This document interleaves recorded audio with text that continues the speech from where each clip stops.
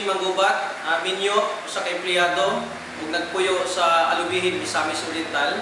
Pagka 2008, nagka-problema ako sa akong panlawas tungod kay mitaas ang akong BP o ginatawag nilang nagkaroon ako ng high blood. Karon, nagpa-check up ko sa doktor, giresitahan ko og tulo, amlodipine, simvastatin ug aspirin. Adlaw-adlaw na ko na siyang giinom for 5 years. Sa kaadlaw ni ana, akong nailhan ang Santi Pure Barley.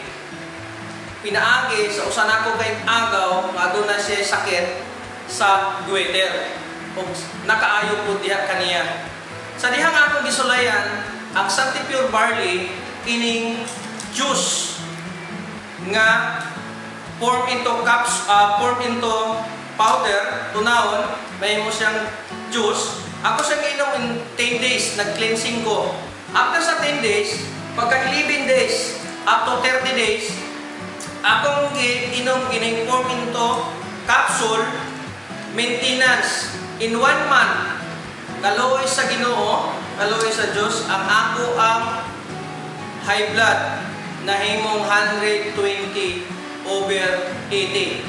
I'm so very blessed tungod kay naayo ako sa akong balatian, nahimo akong healthy, o sa pagkakaroon, ako nang nabuhat ang pag-donate sa kaugalingon na akong dugo to save life.